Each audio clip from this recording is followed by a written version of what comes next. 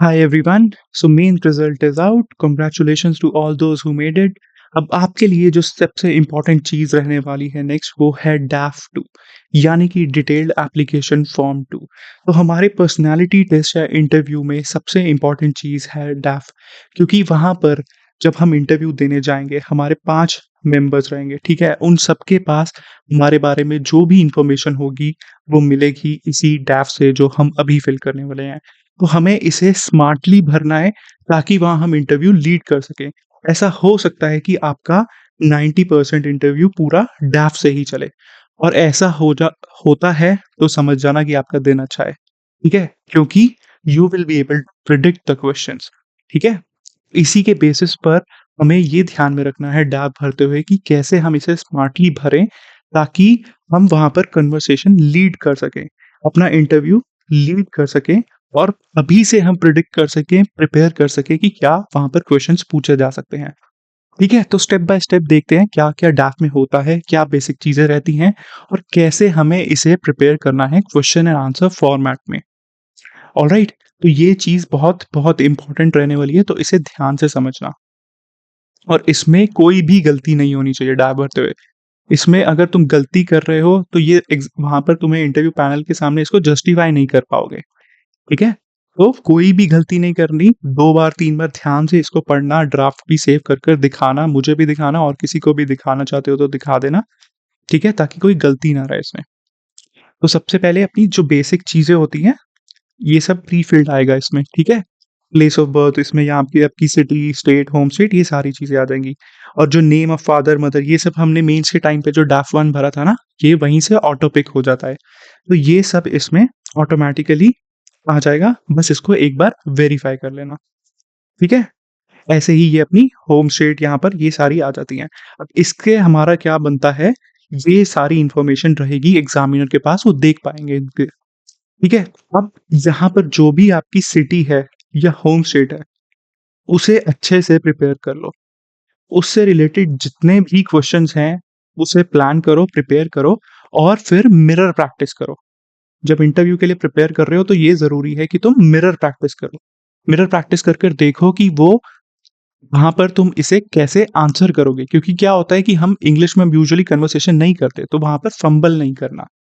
सो iPad ले लो या mirror ले लो, खुद ही क्वेश्चन पूछो, फिर उसको कैसे तुम वहाँ रिस्पॉन्ड करोगे, वो चीज़ प्रैक्टिस करो।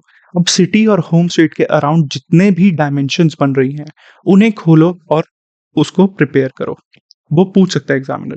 अब मान लो कि अगर मेरी सिटी है या होम स्टेट है दिल्ली, तो दिल्ली की मुझे पूरी हिस्ट्री पता होनी चाहिए, ठीक है?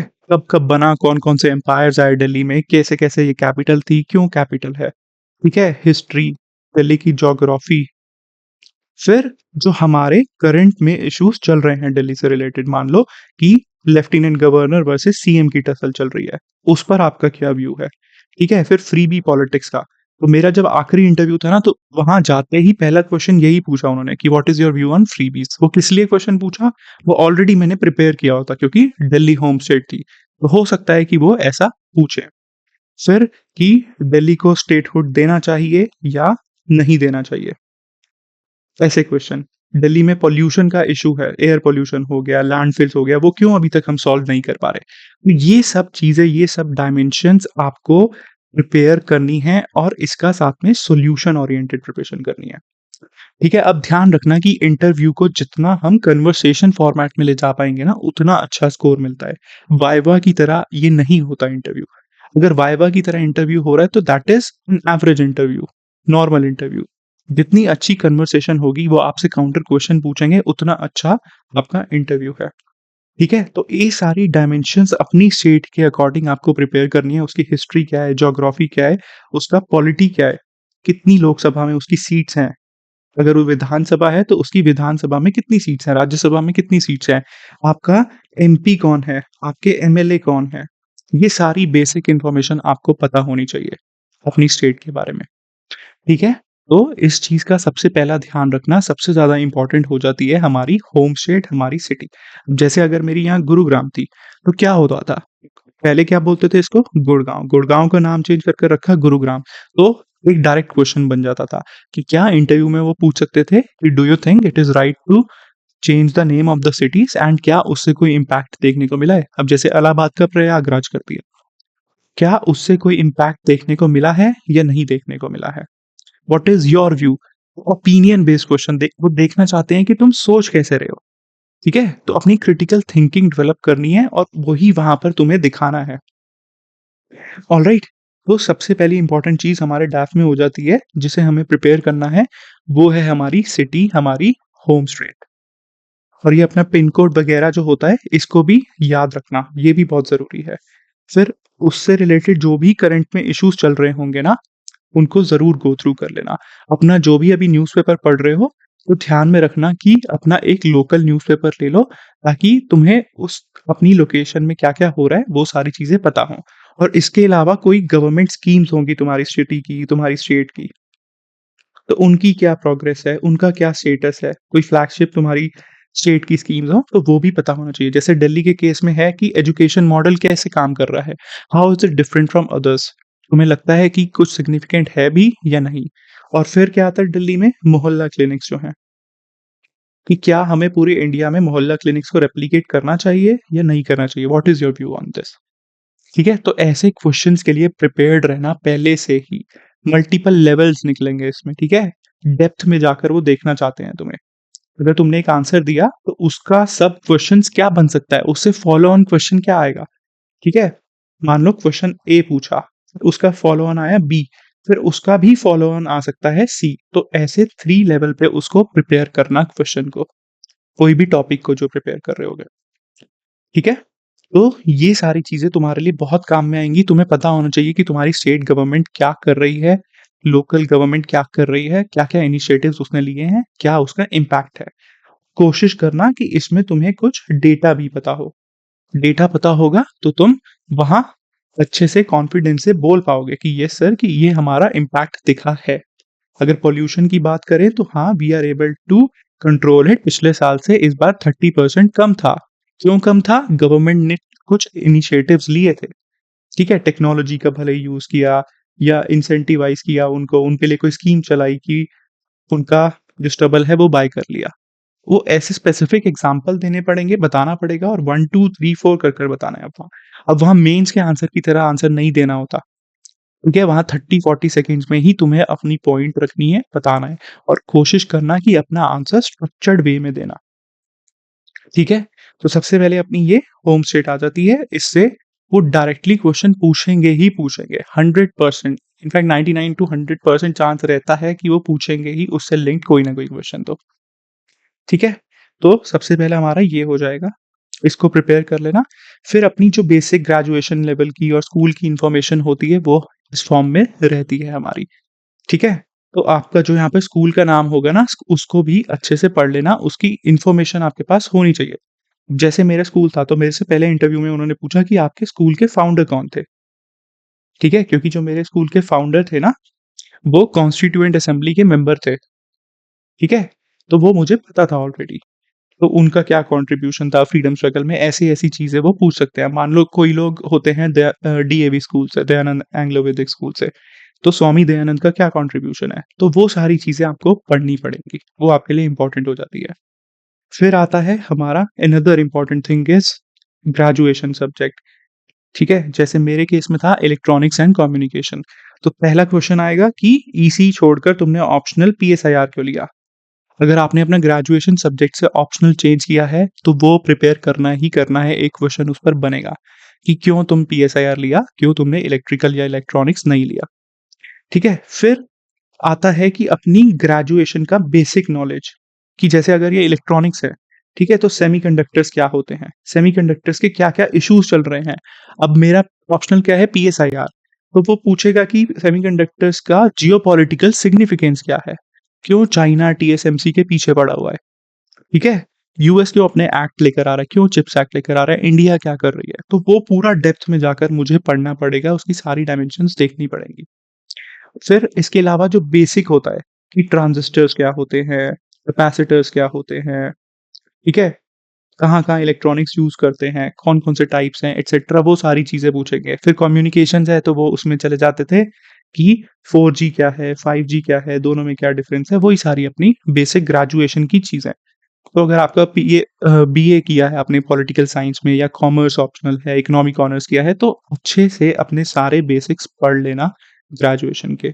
फिर अगर आप इंजीनियर हो, तो एक और उनका फेवरेट क्वेश्चन बनता है कि आप अपनी जो ग्रेजुएशन की नॉलेज है, उसे आप एडमिनिस्ट्रेशन में कैसे यूज़ करोगे,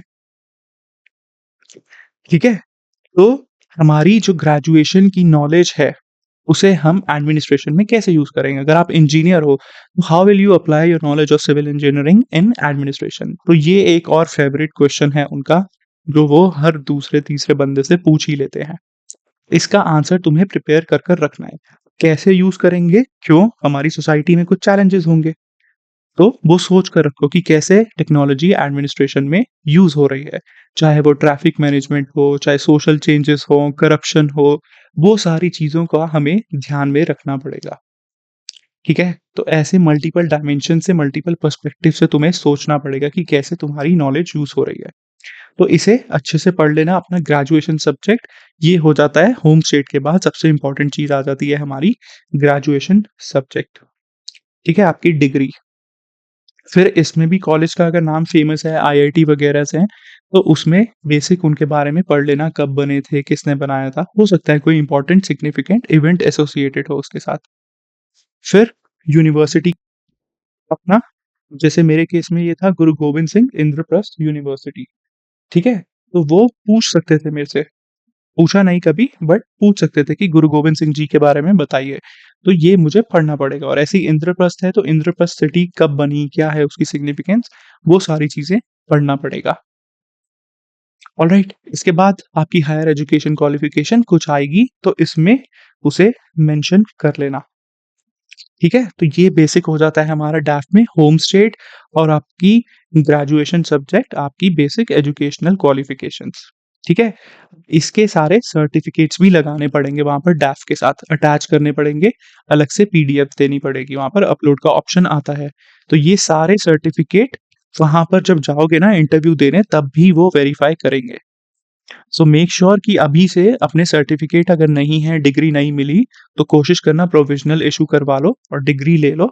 ये बहुत ज़रूरी रहने वाला है, वहाँ पर ये सारे सर्टिफ़िकेट्स वेरीफ़ाई होंगे ही होंगे। दो अगर आपके पास नहीं है, कुछ डिले है, तो वो 1 वीक या 2 वीक का टाइम या कभी-कभी 1 महीने का टाइम भी दे देते हैं इंटरव्यू के बाद कि हाँ, अपने डॉक्यूमेंट्स पूरे कर लो। बट अगर नहीं कर पाए तो फिर वो डिस्क्वालीफाई भी कर सकते हैं, प्रोविज़नल हो सकता है। क्यों? वरना फिर वो पूजा-खेड़ का केस बन जाएगा। तो इसीलिए अपने सारे ये डॉक्यूमेंट्स, मार्कशीट्स सब तैयार रखना, ठीक है? फिर आता है हमारा ये होम स्टेट वाला पार्ट, वी हैव ऑलरेडी डिस उसके बारे में सब पढ़ना है, और फिर सबसे इम्पोर्टेंट चीज़ जो आती है, वो होती है हमारी ये, ठीक है? बढ़ते हैं अपने hobby, interest, position of leadership. अब ये देखो उसने यहाँ पर क्या लिखा हुआ है कि पार्टिकुलर्स एट यूनिवर्सिटी, स्टेट और नेशनल लेवल। तो अब स्कूल में कोई छोटा-सा सिग्निफिकेंट इवेंट हुआ, कोई डिबेट में पार्ट लिया, तो वो सारी चीज़ें लिखने की ज़रूरत नहीं है, ठीक है? हमें इसमें ऐसी चीज़ें लिखनी है जिससे हम इंटरव्यू लीड कर सकें। हम उन्हें इसमें टॉपिक्स ऑफ डिस्कशन दे रहे हैं, ठीक है? मान लो कि वो पूछें कि आप इनमें से कौन-सा टॉपिक डिस्कस करना चाहते हो, तो हम वहाँ पर हक से बोल सकें कि हाँ, लेट्स डिस्कस दिस थिंग। तो जो आपका एरिया ऑफ स्ट्रेंथ है, वो सोच कर रखो क्या इसमें आप मेंशन करना चाहते हो, अपनी पूरी आप डिस्कशन किस पर ले जाना चाहते हो। अब जैसे इसमें क्या आता है सबसे पहले प्राइज़ेज़, मेडल्स, स्कॉलरशिप एटसेट्रा जो भी कॉलेज में मिले। अगर स्कूल में कोई बहुत ही ज़्यादा इम्पोर्टेंट सिग्निफिकेंट है तो वो लिख सकते हो, वरना यूनिवर्सिटी लेवल, नेशनल लेवल पर लिख लेना। अब जैसे मेरे केस में क्या था, मैंने डिज़ाइन की थी एक वॉकिंग एड फॉर ब्लाइंड। तो आई वाज़ प्रिटी श्योर कि पूछेंगे, तो एक बार तो 4 इंटरव्यू दिए थे, तो एक इंटरव्यू में उन्होंने पूछा था इस पर। तो इसके बारे में आई वाज़ प्रिटी श्योर कि वो पूछेंगे, तो हाँ, मुझे पता है 5 मिनट मेरे इसी पे निकल जाएँगे। तो उससे रिलेटेड कितने भी क्वेश्चन्स हैं, वो सब मैंने ऑलरेडी प्रिपेयर कर कर रखे थे। तो वो फ़ायदा हो जाएगा। फिर ब्लाइंड के लिए क्या है डिसेबिलिटी, कैसे होती है, गवर्नमेंट के क्या-क्या इनिशिएटिव्स लिए हुए हैं आज हमने ब्लाइंड के लिए, तो वो सारी चीज़ें मेरे लिए इम्पोर्टेंट हो जाएँगी। ऐसे ही जो इंजीनियर्स होते हैं, सबने ग्रेजुएशन के टाइम पर अपना प्रोजेक्ट तो बनाया ही होता है, तो तुम ऐसे लिख दिया करो कि मुझे प्राइज़ मिला, एप्रिसिएशन प्राइज़, अब वो इसका सर्टिफ़िकेट नहीं देखते। ठीक है? तो इसमें छोटा-सा ब्लफ करना चाहते हो तो कर सकते हो, बट ये ध्यान रखना कि आपका जो प्रोजेक्ट है वो सिग्निफिकेंट हो और प्रोजेक्ट के अराउंड एक स्टोरी बिल्ड करनी पड़ेगी।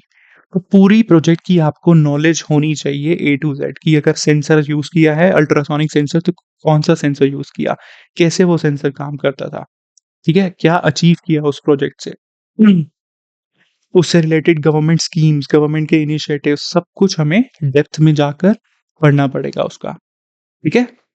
फिर मेरा ये होता था एक क्विज़िंग का, तो वो बेसिक ये क्विज़िंग पे क्वेश्चन पूछ लेते थे कि कौन से क्विज़ मास्टर्स हैं, आप इनके बारे में जानते हो या नहीं?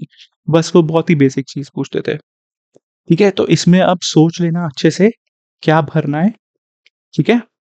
कोई अच्छा प्रोजेक्ट हो जिस पे आप डिस्कशन करना चाहते हो, ऐसी कोई चीज़ सोचो। अब मेरा ये इसीलिए मेरे लिए क्यों ये फ़ायदे की चीज़ थी, क्यों? क्योंकि ये सोसाइटी से लिंक था, सोशल इश्यू था। क्या? डिसेबिलिटीज़ की राइट्स, उससे लिंक था। मेरा पर्पस यही था इस प्रोजेक्ट के थ्रू उन्हें एम्पावर करना। तो मैं क्या दिखा रहा हूँ?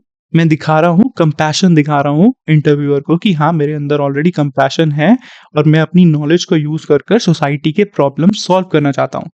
जो कि हमारा काम है as a civil servant, as an IAS, IPS. तो ये बेनिफिट देगा ऐसी ऐसी चीज़ें ही सोच कर रखना, जो तुम वहाँ अच्छे से जाकर दिखा सको। अपनी अच्छी वैल्यूज़ तुम दिखा सको, अपनी सिविल सर्विसेज़ वैल्यूज़ तुम दिखा सको, वहाँ पर प्रोजेक्ट कर सको उन्हें। वो यही देखते हैं वहाँ पर कि तुम इस सर्विस के लिए फिट हो या नहीं हो। तुम्हारे पास वो वैल्यूज़ हैं, तुम्हें मोल्ड किया जा सकता है, शेप किया जा सकता है, एक अच्छा ऑफ़िसर बनाया जा सकता है या नहीं। ठीक है? फिर इसके बाद मैंने स्पोर्ट्स में डाला था ई-स्पोर्ट्स क्योंकि मुझे गेमिंग का था, तो मैंने ई-स्पोर्ट्स डाला था। इसके अलावा अगर आप कोई क्रिकेट, स्विमिंग वगैरह करते हो, तो वो सब चीज़ें इसमें डाल सकते हो। ठीक है? मेरे पास इसके सर्टिफ़िकेट्स भी थे एंड मैंने इसको प्रोफ़ेशनली भी खेला था, इसीलिए आई एडेड दिस। तो इसके अलावा मेरे फ्रेंड्स जो ऑलरेडी अभी सिलेक्टेड हैं, तो उनमें से कुछ डालते थे कि प्लेइंग स्ट्रैटेजिक गेम्स।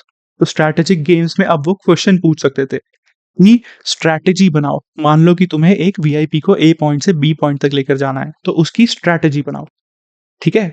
तो ऐसे क्वेश्चन तुमसे पूछे जाएँगे। अगर तुम यहाँ चेस लिखोगे, तो चेस क्या होती है? कैसे चेस चलती है? ठीक है? फिर जो उसकी अलग-अलग मोड्स होते हैं, कौन से मोड्स होते हैं, ईलो सिस्टम क्या होता है, वो सारी चीज़ें प्रिपेयर कर रखना। उस पर क्वेश्चन आएगा ही आएगा। हम्म, ठीक है? तो वो इसमें तुम्हें पूरी डेप्थ में नॉलेज होनी चाहिए। यहाँ पर झूठ बोलने का मतलब है पकड़े जाना। अगर तुम्हें यहाँ पकड़े गए, ठीक है, इसका आंसर तुम ठीक से नहीं दे पाए या गलत आंसर दे दिया तो उन्हें पता चल जाएगा कि यहाँ पर तुमने ब्लफ किया है और वो क्या दिखाएगा कि that you are not an honest person, integrity तो होगी नहीं तुम्हारे पास। तो यहाँ जो भी भरोगे वो बहुत ही इम्पोर्टेंट रहने वाला है। पूरा इंटरव्यू तुम्हारा इसके थ्रू शेप हो सकता है। ठीक है? तो उस चीज़ का ध्यान रखना, जो भी चीज़ भरो सोच समझ कर भरना, जो चीज़ तुम्हें अच्छे से आती है, जो पढ़ सकते हो, डेवलप कर सकते हो, उस पर बात कर सकते हो। उसको सिविल सर्विसेज़ से, एडमिनिस्ट्रेशन से लिंक कर सकते हो। ऐसी चीज़ सोचना, ठीक है? जैसे लीडरशिप वगैरह में मेरे पास नहीं था तो मैंने डायरेक्टली लिख दिया इवेंट मैनेजर, तो इसमें ब्लफ भी करने की ज़रूरत नहीं है। और ऐसा भी नहीं करना कि मैंने 50 चीज़ें लिख दी। यहाँ 10 चीज़ें, यहाँ 10 चीज़ें, यहाँ 10 चीज़ें, ऐसा भी नहीं करना। तो फिर क्या होगा, इतना क्लटर्ड हो जाएगा तुम खुद ही पढ़ नहीं पाओगे। पता है इन सब चीज़ों को प्रिपेयर करने में भी 1 महीना लग जाता है, खाली यही अगर मैं पढ़ने बैठूँ तो, बाकी सारी चीज़ों के साथ। इतनी सारी डायमेंशंस बनती हैं, इतने सारे क्वेश्चंस बनते हैं, तो सोच समझ कर नॉर्मल मिनिमल चीज़ें लिखना। इसको भरने की ज़रूरत नहीं है कि मैंने जोश-जोश में आकर अपनी इतनी अचीवमेंट दिखा दी। जब वो क्वेश्चन पूछने आएँगे ना तो आंसर नहीं दिया जाएगा। वो स्मार्टली गिनी-चुनी हमें सिलेक्टिवली भरनी है, जो टॉप प्रायोरिटी पर आनी चाहिए, जो अच्छी हैं, जिन पर डिस्कशन होनी चाहिए। ठीक है? फिर ये क्विज़ मास्टर वाला था, तो वो मैंने दिखा दिया, तो ऐसी चीज़ें हो सकती हैं। फिर मेरी क्या थी एक्स्ट्रा करिकुलर या इंटरेस्ट में मैं इसे हमेशा भरता था। नाउ दिस वर्ड इंटरेस्ट ये बहुत वाइड वर्ड है। इस पर तुम खेल सकते हो। जैसे कुछ बच्चे क्या पढ़ते हैं, I have interest in international issues या defence issues, following defence news, strategy की news, strategic affairs, world affairs etcetera जो भी इंटरेस्ट है। कुछ लोग इंटेंशनली इसको भरते हैं यहाँ पर, क्यों? क्योंकि वो यूजुअली जो वहाँ पर होते हैं पैनल मेंबर्स हमारे, वो यूजुअली होते हैं 50-60s में, ठीक है? एंड कुछ उसमें आईएफएस ऑफिसर्स भी होते हैं। बाकी आईआर वाले पार्ट में सभी का यूजुअली इंटरेस्ट रहता है, ठीक है? चाहे वो नॉर्मल पर्सन हो, सबको पता है कि चाइना, पाकिस्तान में क्या चल रहा है, बांग्लादेश क्या कर रही है। तो यूजुअली उनका इसमें इंटरेस्ट रहता है, इससे क्वेश्चन पूछने के चांसेस बढ़ जाते हैं। उन्हें मज़ा आता है इस टॉपिक से क्वेश्चन पूछने में। इसीलिए कुछ बच्चे या कुछ लोग क्या करते थे, वो जानबूझकर लिखते थे ऐसा इंटरेस्ट बनाकर कि फॉलोइंग अपना international issues following defence issues. तो डिफेंस इश्यूज लिखोगे तो वो पूरा डिफेंस में डेप्थ में जाकर पूछेंगे कि इंडिया की डिफेंस टेक्नोलॉजी कैसी है, क्यों हम इम्पोर्ट रिलाय कर रहे हैं, ठीक है? हो सकता है वो आगे जाकर ये भी पूछ ले S-400 में क्या डिफरेंस है, हार्ड में क्या डिफरेंस है, आयरन डोम क्या है, इंडिया क्यों नहीं बना पा रहा। तो ये सब चीज़ों के लिए प्रिपेयर्ड रहना। इसके अलावा अगर आपका कोई स्पेसिफिक अलग इंटरेस्ट है, सो वो अप्रिशिएट करते हैं ऐसी चीज़ों को, ठीक है? उनको मज़ा आता है, कोई नई चीज़ दिखे। तो इसीलिए मैं क्या करता था, मैं यहाँ पर मेरा टेक्नोलॉजी में इंटरेस्ट था, तो टेक्नोलॉजी ट्रेंड्स लिखता था। इसमें सारी चीज़ें एआई, आईओटी, 5G, ब्लॉकचेन कुछ भी पूछ सकते थे वो। और पूछा ही 90% of the times. Last interview में नहीं पूछा, मैंने बहुत कोशिश की उन्हें टेक्नोलॉजी पर ले जाने की, ठीक है? मैं यही चाहता था कि वो मेरे इंटरेस्ट पर जाएँ ताकि इससे ज़्यादा से ज़्यादा क्वेश्चन बने। जितने ज़्यादा प्रेडिक्टेबल क्वेश्चन आएँगे इंटरव्यू में उतना मज़ा आएगा। ठीक है? बट वो नहीं गए, बट बाकी 3 इंटरव्यू में वो इस पर गए थे। इनफैक्ट एक में तो स्टार्ट ही उन्होंने इससे किया था कि ब्लॉकचेन समझाओ क्या होता है। तो ऐसी चीज़ें लिखो जो तुम वहाँ अच्छे से डिस्कस कर सको, बता सको। फिर टेक्नोलॉजी का इसका और भी क्या फ़ायदा होता है कि सोसाइटी में यूज़ हो रही है, एडमिनिस्ट्रेशन में यूज़ हो रही है। मैं इतने सारे यूज़ केसेस उनको गिनवा सकता था विद एग्ज़ाम्पल्स कि हाँ भाई गुड़गाँव में ऐसा किया, दिल्ली ने ऐसा किया, नोएडा में ऐसा हुआ। ठीक है? ऐसा अपना इंटरेस्ट सोच कर रखो। अब भले ही वो कोई फार्मिंग हो सकता है आपके लिए, ठीक है? कुछ लोग हाइड्रोपोनिक्स, नई-नई फार्मिंग टेक्निक्स फ़ॉलो करते हैं, स्टार गेज़िंग करते हैं, तो वो सब चीज़ें सोच कर रखो। अब एक कुछ ना बहुत ही बोरिंग हो जाती हैं जैसे कि ज writing writing diaries, maintaining diary, अब ये बहुत बोरिंग हो जाती हैं। इसके अलावा होती है हमारी रनिंग, जिमिंग, ऐसी चीज़ें अवॉइड करना। उन लोगों का इसमें ट्रस्ट मी कोई इंटरेस्ट नहीं है। वो थक चुके हैं ये देख-देख कर। इस पर तुम भी क्या ही बात करोगे? जर्नल में लिखते हो तो क्या लिखते हो, कैसे लिखते हो बस, ठीक है? हम्म, फिर वो एन फ्रैंक वाली डायरी पूछ लेते हैं कि उसने उसमें क्या मेंशन किया था, क्या लिखा था। तो ये सारी चीज़ें इसमें होती हैं बट इनको यूजुअली अवॉइड करना, ठीक है? कुछ नया अच्छी चीज़ सोचो जिस पर बात कर सकें वो, जिसमें उनका भी इंटरेस्ट है। वो भी देखे कि हाँ भाई ये बंदा नया आया है। 10 बच्चों का हमने इंटरव्यू लिया, इसकी हॉबी इंटरेस्ट थोड़ा-सा अलग था, जो हमें अच्छा लगा। ठीक है? हमें भी कुछ नया सीखने को मिला इस कैंडिडेट से। ऐसी चीज़ करना और ऐसा भी मत करना कि हवाबाज़ी करते हुए कुछ भी रैंडम लिख दिया। उस चीज़ का कोई सोसाइटी के लिए बेनिफिट होना चाहिए, कंट्री के लिए, सिविल सर्विसेज़ के लिए, एडमिनिस्ट्रेशन में उसका कुछ यूज़ होना चाहिए, जैसे टेक्नोलॉजी यूज़ हो रही है, ठीक है? और इसको हम मल्टीपल डायमेंशंस में लेकर जाएँगे। फिर जैसे ये है, बहुत सारे बच्चे आजकल ये शुरू कर दिया है, इसमें अच्छी डिस्कशन हो सकती है। तो ऐसा अपना इंटरेस्ट सोचो, कोई एक्टिविटी सोचो, जिसमें आप चाहते हो कि डिस्कशन हो। फिर यूजुअली क्या होता है, जब इंटरव्यू खत्म होता है ना, तो लास्ट में एग्ज़ामिनर पूछते हैं, जो पैनल मेंबर्स होते हैं, चेयरपर्सन होते हैं, वो पूछते हैं कि do you want us to ask anything, या फिर हमने अगर कुछ मिस कर दिया है आपके डैब से, आप कुछ डिस्कस करना चाहते हो, so you can let us know. तो जब वो ऐसा पूछेंगे लास्ट में, तो आप इनमें से कोई भी अपना इंटरेस्ट उठा सकते हो और बोल सकते हो कि yes I have an interest of this, I would like to discuss this. ठीक है? तो ये चीज़ का ध्यान रखना, अपना इंटरेस्ट, अपनी हॉबीज़ सोच समझ कर स्मार्टली भरना, ठीक से भरना उनको, ऑलराइट? और इतनी ज़्यादा भी मत भर देना, वरना इतनी ज़्यादा भर दोगे तो पता चल जाएगा कि कहीं न कहीं तुम ब्लफ़ कर रहे हो और प्रिपेयर भी नहीं कर पाते हम। तो जितना प्रिपेयर कर पाएँगे ठीक से, उसी अकॉर्डिंग हमें भरना है एंड कुछ खाली मत छोड़ना, बहुत रेयर चांस है अगर कुछ नहीं है तो खाली छोड़ सकते हो, बट खाली छोड़ना अवॉइड करना। एटलीस्ट एक तो लिख देना, ठीक है? बाकी आप अपना ड्राफ्ट जब भरोगे तो मुझे भी दिखा देना टेलीग्राम पर, you can send it to me, this is my Telegram ID, alright? तो आपका डैफ एनालिसिस मैं कर दूंगा। This will be completely free of cost. ठीक है, कोई इसकी कॉस्ट नहीं है, दिस इज जनरल डिस्कशन। तो आई डू डैप डिस्कशन आपके साथ आराम से 1-2 घंटा बैठकर कर लेंगे, और उससे रिलेटेड जितने भी क्वेश्चंस बन सकते हैं ना, वो भी हम लोग प्लान कर लेंगे। ठीक है, अब आपको यही करना है, डैप बेस्ड अपना क्वेश्चन प्रिपेयर करना है। क्या प्रिपेयर करना है? क्वेश्चन।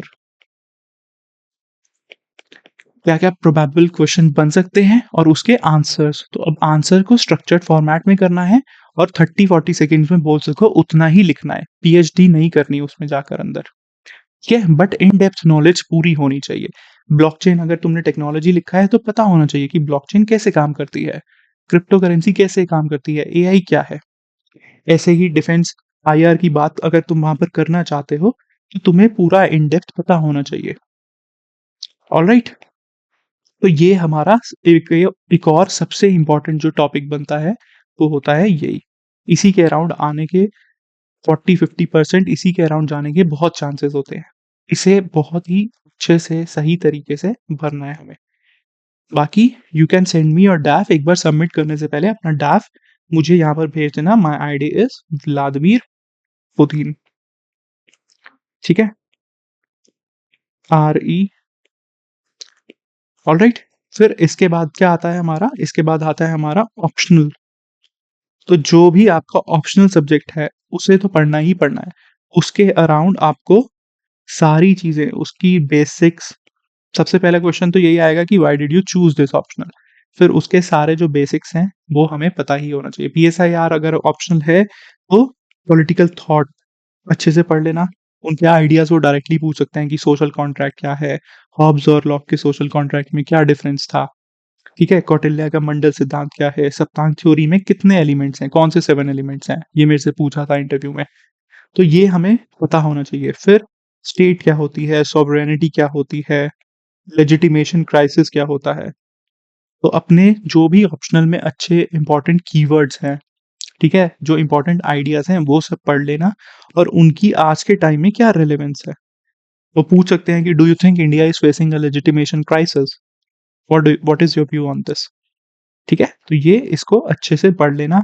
आईआर है, पीएसआईआर है, तो आईआर वाला पोर्शन हमें पूरा ढंग से कवर करना पड़ेगा।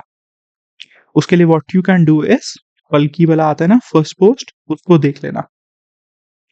बाकी मैं और चैनल के लिंक्स, बहुत अच्छी वीडियोस हैं, वो सब भी दे दूंगा, उसके थ्रू गो थ्रू कर लेना उसको। तो ऑप्शनल हमें अच्छे से पूरा प्रिपेयर करना है, सारी उसकी डायमेंशंस हमें पढ़नी है ऑप्शनल की। ठीक है, तो इंपॉर्टेंट आइडियाज ऑप्शनल के रिवाइज कर कर रख लेना। और ये भी ध्यान में रखना कि why did you choose this optional, इसका आंसर प्रिपेयर करना ही करना है। ठीक है, फिर आता है हमारा ये होम स्टेट और कैडर फिल करने वाला बात। तो आईएएस आईपीएस दोनों का हमें अलग से इसमें कैडर प्रेफरेंस भरना होता है। ठीक है, अब मेरी जो लास्ट अटेम्प्ट था मैंने उसमें होम स्टेट रख ली थी दिल्ली की जगह हरियाणा, बट मुझे कैडर चाहिए था एगमोट। ठीक है, अब मैं एगमोट में एज एन आउटसाइडर जाना चाहता था, क्योंकि इनसाइडर जनरल की वैकेंसीज होती नहीं है, एक या दो ही होती हैं या उससे भी कम होती हैं, बट आउटसाइडर की बहुत ज़्यादा आती हैं। तो इसीलिए मैंने सोचा कि हरियाणा को होम स्टेट डाल दूंगा और अपना फर्स्ट प्रायोरिटी कैडर एगमोट रख लूंगा। सो आप भी ऐसा कर सकते हो, based upon your home state. जहां पर किसी सिटी में आप रहे हो या अभी रह रहे हो, उसे आप अपना होम स्टेट क्लेम कर सकते हो। ठीक है, बट उसे फिर अच्छे से प्रिपेयर करना पड़ेगा हमें। अंडरस्टूड। अब ये देखो, अब ये हमारे जोन्स होते हैं, जोन 1 2 3 4 5। इसी जोन के अकॉर्डिंग क्या होगा, जब आपका सिलेक्शन होगा आपको सर्विस अलॉट होती है, हमें उसकी प्रेफरेंस भरनी होती है। अब ये जोन 1 में अब सबसे पहले अपनी जोन की प्रेफरेंस पिक करनी होती है कि सबसे पहले आप कौन सा जोन चूज करोगे। अब अगर आप नॉर्थ से हो, मान लो कि पंजाब हरियाणा राजस्थान दिल्ली से हो, तो यूजुअली क्या हम चूज करेंगे, वी विल पिक जोन 1। क्यों? क्योंकि हम उसी जोन में जाना चाहते हैं, we know that zone very well. हो सकता है आपकी कोई और प्रेफरेंस हो तो उसे चूज कर लेना, बट इन अवर केस हमने जोन 1 चूज किया। अब उसमें कौन सी स्टेट, कौन सा कैडर तुम पहली प्रायोरिटी देना चाहते हो, मान लो दिया एगमेंट। ठीक है, तो अब ये हो गया। तो इसके बाद क्या होगा, अब मान लो कि हमने पहला जोन चूज किया और पहला ये चूज किया, just in case just assume कर लेते हैं कि मेरी रैंक इतनी आई है कि मुझे ये कैडर नहीं मिला इन एनी केस। तो अब क्या होगा? अब वो क्या सेकंड नंबर पे राजस्थान में जाकर मुझे अलॉट करेगा? तो answer is no. This is not the way it works. तो ये ऐसे हॉरिज़ॉन्टली नहीं चलता, ये साइकिल चलती है ऐसे कॉलम वाइज़, वर्टिकली। तो वो क्या करेगा? सबसे पहले ज़ोन 1 में देखेगा आपकी प्रेफ़रेंस। आपकी प्रेफ़रेंस क्या है? Egg mode. अगर मिलता है तो ठीक है, नहीं मिलता तो फिर वो देख अगले ज़ोन पर चला जाएगा। ठीक है? अब वो इंटर ज़ोन नहीं जा रहा, वो कैसे जा रहा है? नेक्स्ट ज़ोन पर जाएगा। नेक्स्ट ज़ोन है हमारा zone number zone number 3 second preference है। इसमें वो देखेगा आपकी फर्स्ट प्रेफ़रेंस क्या है? महाराष्ट्र। ठीक है? महाराष्ट्र मिलता है, ठीक, नहीं मिलता तो फिर वो देखेगा मेरी थर्ड ऑर्डर ऑफ प्रेफ़रेंस क्या है। थर्ड ऑर्डर ऑफ प्रेफ़रेंस क्या है? ये ज़ोन 5 और उसमें मेरी पहली प्रेफ़रेंस क्या है? स्टेट कर्नाटका। कर्नाटका मिलता है तो ठीक, नहीं मिलता तो फिर इट विल गो साइकिल चलेगी, कहाँ जाएगी मेरी? फोर्थ प्रेफ़रेंस ढूँढेगी। इसमें यूपी भरा मैंने सबसे पहले, ठीक है? तो यूपी मिलता है तो ठीक, नहीं मिलता तो फिर वो नेक्स्ट पे चला जाएगा अपना ज़ोन 5 पर। ज़ोन 5 में वो देखेगा सिक्किम, सिक्किम मिलता है तो नहीं, नहीं तो फिर वापस हमारी कहाँ पर चला जाएगा? ज़ोन 5 के बाद सॉरी हमारी 5th प्रेफ़रेंस के बाद वापस से फर्स्ट प्रेफ़रेंस के फर्स्ट प्रेफ़रेंस में जाकर वो देखेगा हमारी सेकंड क्या थी? सेकंड थी हमारी राजस्थान। तो फिर वही पूरी साइकिल रिपीट होगी, यहाँ पे जाएगा, फिर उसके बाद वो ज़ोन 2 में जाएगा, फिर वो ज़ोन अपना थर्ड प्रेफ़रेंस देखेगा, फोर्थ प्रायोरिटी, फिफ्थ प्रायोरिटी ऐसे चलेगी साइकिल, ठीक है?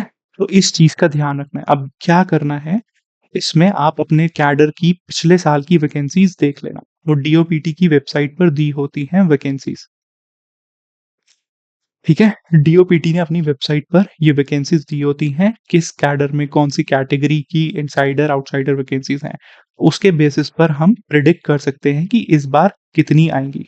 2-3 साल की देख लेना, वो यूजुअली ट्रेंड सेम ही रहता है, ठीक है? अब कुछ लोग क्या करते हैं, अब मान लो कि मेरा ऐसे ये लूप चल रहा है, ये नहीं मिला, ये नहीं मिला, उनमें ये नहीं मिला, तो फिर कुछ लोग क्या करते हैं कि ज़ोन 5 सॉरी ज़ोन 4 को फिफ्थ प्रेफ़रेंस या इससे ऊपर की प्रेफ़रेंस दे देते हैं और यहाँ पर भर देते हैं सिक्किम को फर्स्ट प्रेफ़रेंस।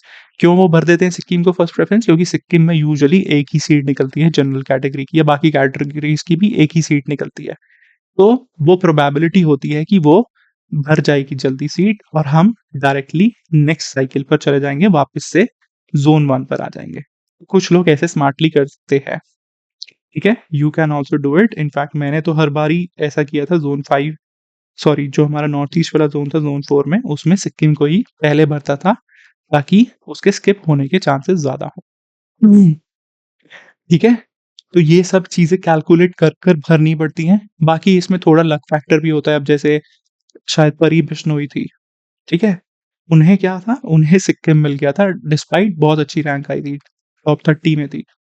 तो ऐसा हो सकता है, इट इज़ अल्टीमेटली लक। बाकी ऑल इंडिया सर्विस है, you should be prepared to serve anywhere in the country and in fact वो आपसे इंटरव्यू में पूछ भी सकते हैं कि अच्छा आपने ये कैडर क्यों चूज़ किया है पहली प्रायोरिटी, ठीक है?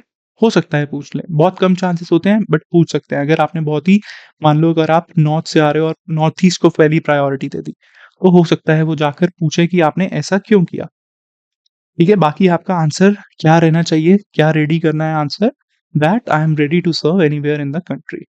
बेसिक चीज़ अपनी ध्यान में रखना that you are ready to serve anywhere in the country, ठीक है? तो ये ध्यान में रखना है अपने को कि कैसे चलेगा ये, ऐसे नहीं चलता, हॉरिज़ॉन्टली नहीं चलेगा, ये साइकिल ऐसे चलेगी।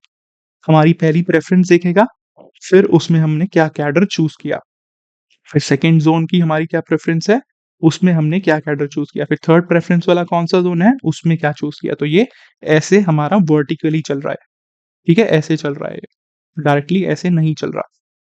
तो वो ध्यान रखना भरते हुए। आई होप ये समझ में आ गया। थोड़ा-सा टेक्निकल है ये चीज़, ठीक है? बहुत लोग कन्फ्यूज़ हो जाते हैं इसमें बट कन्फ्यूज़ मत होना, बहुत ही सिंपल चीज़ है। तो मेनली इसका इंट्रोड्यूस करने का पर्पस गवर्नमेंट का यही था कि ज़ोन वाइज़ इसीलिए डिवाइड किया हुआ है ताकि लोग अब ऐसा ना हो कि नॉर्थ वाले नॉर्थ में रह जाएँ, साउथ वाले साउथ में रह जाएँ। ऑल इंडिया सर्विस है, तो आप हर जगह सर्व करो, ठीक है? तो इसको ठीक से भर लेना। अगर आप नॉर्थ से हो तो यूजुअली टॉप प्रायोरिटी पे हमारे यही कैडर्स रहते हैं, वी ऑल नो। ठीक है, राजस्थान, हरियाणा, एगमुट, ये सब अच्छे कैडर्स हैं। ऑलराइट, तो इनका ध्यान में रखना। अब आईएएस और आईपीएस के लिए भी अलग कैडर आप चूज कर सकते हो। ऑलराइट, तो जहां पर कमिश्नरेट सिस्टम है वहां पर यूजुअली लोग आईपीएस को ज्यादा प्रेफरेंस देते हैं। ठीक है, बाकी यूपी बिहार के ऑर्डर में यही यूजुअली रखना। ये ऑर्डर थोड़ा सीख है, अगर आप झारखंड बिहार से हो तो फिर इसको आप पहले रख सकते हो। बाकी जोन, ये Maharashtra cadre is very very good, बहुत अच्छा कैडर है महाराष्ट्र का, तो इसमें हमेशा इसी को ही प्रायोरिटी देना। देन अगेन इसमें मैं सिक्के में इसीलिए भरता था ताकि ये जल्दी स्किप हो जाए। ऑलराइट, फिर साउथ में Karnataka is a very good cadre. ठीक है, बहुत ही ज्यादा डेवलप्ड है, बैंगलोर है इधर, तो वी ऑल नो कि it is a very well developed. बाकी साउथ के कैडर्स अच्छे हैं, काफी अच्छे कैडर्स हैं। तो अपनी अकॉर्डिंग अपनी प्रायोरिटी के बेसिस पर डिसाइड कर लेना कौन सा भरना चाहते हो आप लोग। ठीक है, बाकी कैडर पर और डिस्कशन अभी नहीं कर सकते क्योंकि ये डैप सेंट्रिक है। कैडर डिस्कशन में बहुत टाइम चला जाएगा, एंड इसके लिए if you want I will ask my friends जो ऑलरेडी सर्विस में है, they will help you guys out cadre preference pick करने में, कैडर भरने में। ठीक है, फिर ऐसे ही हमें पिछली वाली जो हमने भरी थी that was for IAS, Indian administrative service. फिर हमें आईपीएस की अलग से भरनी पड़ेगी। ठीक है, अंडरस्टूड, समझ गए। तो अब ये सेम भी हो सकती है जो आपने आईएएस के लिए भरी है, या अगर इसमें आप कुछ चेंजेस करना चाहते हो तो चेंजेस भी कर सकते हो। ऑलराइट, तो इसमें यूजुअली कमिश्नरेट सिस्टम वालों को लोग अपनी पहली हायर प्रेफरेंस देते हैं। ठीक है, मैंने तो ऑलमोस्ट सेम ही रखी थी, ज्यादा चेंजेस नहीं किए थे। यहाँ पर चेंज किया था मैंने आईएएस में। आईएएस में सेकंड रखा था बिहार को, बट आईपीएस में थर्ड कर दिया। So it is up to you, decide कर लेना। बट इसको अगेन ध्यान से भर लेना, ये चीज का ध्यान रखना कि ये ऐसे चलती है साइकिल। यहाँ से ढूंढता है, फिर नेक्स्ट पर जाता है, फिर यहाँ ढूंढता है, फिर नेक्स्ट पर जाता है। ठीक है, तो जब एक हो जाएगा तो फिर वो नेक्स्ट पर जाएगा, सबको एक साथ ट्रैवर्स नहीं करता वो। ऑलराइट, बस इस चीज का ध्यान रखना। फिर लास्ट आता है अपना सर्विस प्रेफरेंस। अब सर्विस प्रेफरेंस में क्या है, सर्विस प्रेफरेंस में तुम लोग कुछ सर्विस छोड़ भी सकते हो। अब जैसे कुछ मेरे फ्रेंड्स थे वो ऑलरेडी सिलेक्टेड थे स्टेट पीसीएस में, उसने क्या किया, उसने खाली दो ही सर्विसेज भरी थी, आईएएस और आईपीएस, बाकी सब पे क्या लिख दिया था, 0 0, चाहिए ही नहीं थी उसे, नॉट ऑप्टेड। उसमें क्या आ जाता है, नॉट ऑप्टेड लिखा हुआ आ जाता है। ठीक है, बाकी सर्विस प्रेफरेंस अपनी ये रहेगी, क्या रहेगी, बेसिक आपके ऊपर है वो। मेरी यही रहती थी आईएएस, आईएफएस और आईपीएस। अब सर्विस प्रेफरेंस के बेसिस पर वहां क्वेश्चन पूछे जा सकते हैं। अगर आपने बहुत ही रैंडम, मान लो कि आपने आईआरएस फर्स्ट भर दी या आईएफएस फर्स्ट भर दी, तो वो पूछ सकते हैं कि क्यों। बाकी बेसिक क्वेश्चन अपना वहां पर ये बनेगा ही बनेगा कि why civil services, why IAS, why IPS, क्या करोगे आईएएस बनकर। If you are made an IAS, तो अपने डिस्ट्रिक्ट में ट्रैफिक प्रॉब्लम, मान लो तुम दिल्ली से हो, गुड़गांव से हो, तो ट्रैफिक प्रॉब्लम है, उसे कैसे सॉल्व करोगे। ये एग्जैक्ट सेम क्वेश्चन मुझसे इंटरव्यू में पूछा उन्होंने। ठीक है, तो इस चीज का ध्यान रखना। Why IAS, why do you want to be an IAS, why IPS, क्यों आईएफएस, या overall why do you want to be a civil servant. सबसे मुश्किल क्वेश्चन इनफैक्ट पूरे इंटरव्यू में यही है, और इसका आंसर तुम्हें अभी से ढूंढना स्टार्ट कर दो और प्रिपेयर कर लो कि why civil servant, why civil services, why IAS, why IPS. तो भले ही वो अपॉर्चुनिटी की बात हो, डाइवर्स जॉब प्रोफाइल हो, ठीक है, कोई भी आंसर हो सकता है, बट उसको तुम अपना थोड़ा स्टोरी के साथ लिंक करो और आंसर प्रिपेयर करना। ये आंसर जो बनाओगे उसमें एक कन्विक्शन दिखनी चाहिए कि हाँ इसीलिए तुम करना चाहते हो, प्लस बी ऑनेस्ट उसमें। ठीक है, झूठ बोलने की जरूरत नहीं, अगर बनना चाहते हो तो बनना चाहते हो, बोल दो कि yes it is an excellent job profile. ठीक है, डाइवर्स जॉब है, it gives an opportunity to create an impact in the society, diversity है, तो वही सारी चीजें बोलना चाहो तो उसके अराउंड भी अपना आंसर बिल्ड कर सकते हो। ठीक है? बट इसमें ब्लफ मत करना, इसमें ब्लफ किया तो पकड़े जाओगे, ठीक है? इसको अच्छे से आंसर को प्रिपेयर करना, मुझे अपना आंसर दिखा देना, डिस्कस कर लेंगे वो जब one to one DAF discussion करूँगा आपके साथ। ऑलराइट? तो इस चीज़ का ध्यान रखना, वाई आईएएस, वाई आईपीएस ये पूछेंगे। तो बाकी अपनी 3 टॉप प्रायोरिटी की ये सर्विस है, आपके ऊपर है आप कौन-सी प्रायोरिटी किसे देना चाहते हो। उसके बाद हम किस पर जाते हैं, आईआरएस पर। आईआरएस ये, ठीक है? यूजुअली इनकम टैक्स को फर्स्ट भरते हैं और कस्टम्स एंड इनडायरेक्ट को सेकंड भरते हैं। अब मैंने देखा है कुछ लोग इसके बाद डायरेक्टली दैनिक्स और डैनिक्स पर चले जाते हैं। जो लोग यूजुअली दिल्ली से होते हैं ना, या जिन्हें दिल्ली चाहिए होता है, वो ये करते हैं कि 6th और 7th प्रायोरिटी में इसको भर देते हैं, ठीक है? तो मैंने भी कुछ ग्रुप पे सर्विसेज़ से पहले इन्हें रख दिया था। क्यों? क्योंकि यहाँ पर मेरी होम स्टेट थी पहले दिल्ली, तो अगर मुझे वही सर्विस मिल रही है, तो it is good for me, ठीक है? बाकी अपना 1, 2, 3, 4 कर इसमें ऑर्डर भरना होगा सीक्वेंस में। फिर 6th में Indian audit and account, this is also a good service and हमारा सिविल अकाउंट सर्विसेज़, ठीक है? बाकी देन इन सर्विसेज़ की क्या-क्या जॉब प्रोफाइल होती हैं, क्या होती हैं, उसका एक डॉक्यूमेंट प्रिपेयर्ड है ऑलरेडी, वो देख लेना कि किस प्रोफाइल में क्या-क्या काम करना होता है, ठीक है? अंडरस्टूड? बाकी अगर यूजुअली इसको सबसे ज़्यादा 99% या इनफैक्ट 100% लोग एएफएचयू को लास्ट में भरते हैं, ठीक है? इस चीज़ का ध्यान में रख लेना। बाकी अपनी टॉप प्रायोरिटीज़ जो हमारी टॉप 5 सर्विसेज़ हैं, वो यही आएँगी। हो सकता है कि कुछ लोग अब आईआरएस से ऊपर भी डायनेक्स भर देते हैं। Now this is your personal preference, personal choice. अगर आप भरना चाहते हो तो भर सकते हो, but again IRS is way better अगर आप मेट्रो सिटीज़ में पोस्टिंग चाहते हो, ठीक है? तो आईआरएस से अच्छी कोई जॉब है ही नहीं। मिनिमल गवर्नमेंट इंटरफेरेंस है, बट अगेन इश्यू ये है कि ये थोड़ी अब डेस्क जॉब बनती जा रही है। सबसे बड़ा इश्यू यही है इसमें, ठीक है? So just keep these things in mind. पहली प्रायोरिटी अपनी, टॉप 3 अपनी यही रहेंगी, इसमें से जो भी आप भरना चाहो भर लेना पहली प्रायोरिटी, फिर बाकी अपना सीक्वेंस ऐसे यहाँ पर फिल करना है हमें। Alright, understood. और इसके अराउंड वो आपसे क्वेश्चन पूछ सकते हैं, प्रिपेयर होना चाहिए। Why do you want to be a civil servant, IAS, IPS क्यों बनना चाहते हो? ठीक है? तो ये रहेगा हमारा बेसिक ड्राफ्ट में।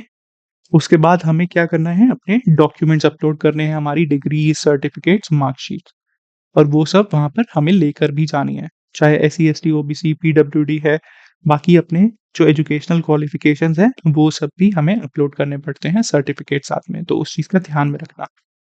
ठीक है? तो अब इस ड्राफ्ट को अच्छे से प्रिपेयर कर लो। टेक योर टाइम, 1 हफ्ते का टाइम मिला है, ठीक है? 2-3 बार हो सकता है चेंज करना पड़े, तो प्रिपेयर कर बाद में ना सेव का ऑप्शन आता है, सेव कर लो।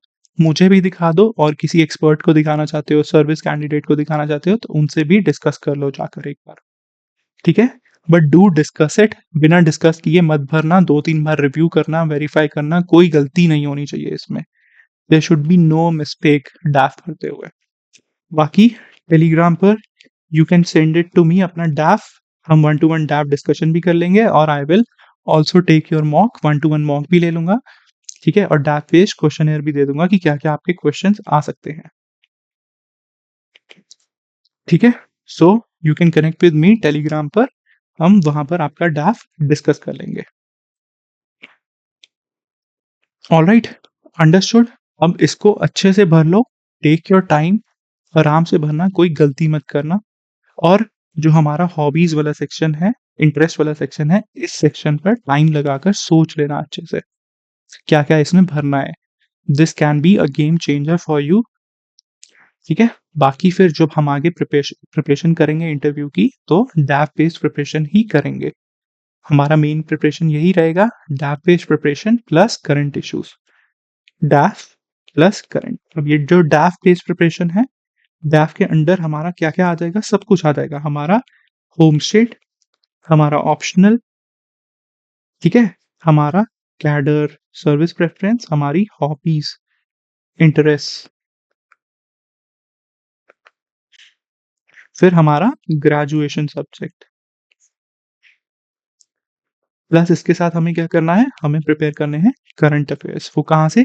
Newspaper and YouTube. यूट्यूब पर कुछ बहुत अच्छे चैनल हैं, जैसे एक आता है cut the clutter the print का, ठीक है, वो देख लेना। और आईआर की न्यूज़ रोज़ फॉलो करनी है। एग्जामिनर्स को बहुत पसंद है आईआर, चाहे आपका पीएसआईआर ऑप्शनल है या नहीं, वो हो सकता है पूछ लें कि क्या चल रहा है।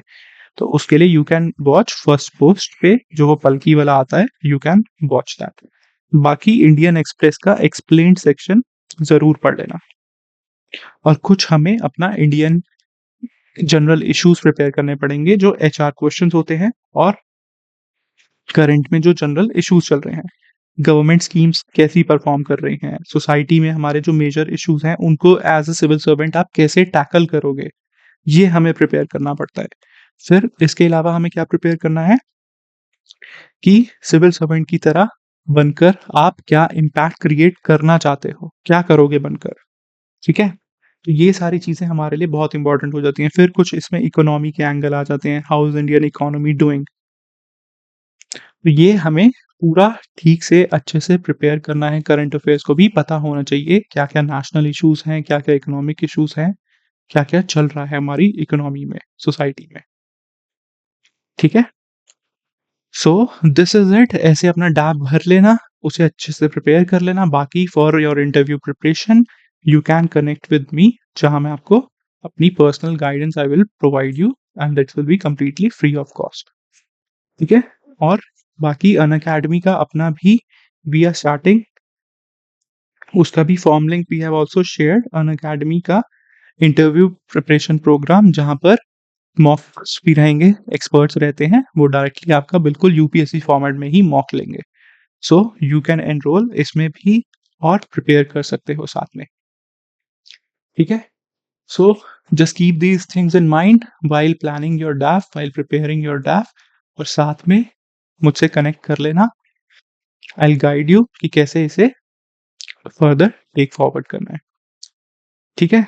So this is it for this video. I hope you have understood. कोई भी डाउट हो, कोई भी क्वेरी हो इससे related, so do let me know. बाकी अनअकैडमी का अपना हमारा स्टार्ट हो रहा है interview guidance program, do join that too. उसमें आपको मटेरियल भी मिलेगा इन सब चीज़ों से रिलेटेड, और आपके मॉक टेस्ट भी, सॉरी, आपके मॉक इंटरव्यूज भी रहेंगे, जो बिल्कुल यूपीएससी फॉर्मेट में ही रहेंगे, और प्रोफेशनल हमारे ब्यूरोक्रेट्स ही आकर लेते हैं, वो रिटायर्ड ब्यूरोक्रेट्स, ठीक है? So do enroll in that too, ठीक है?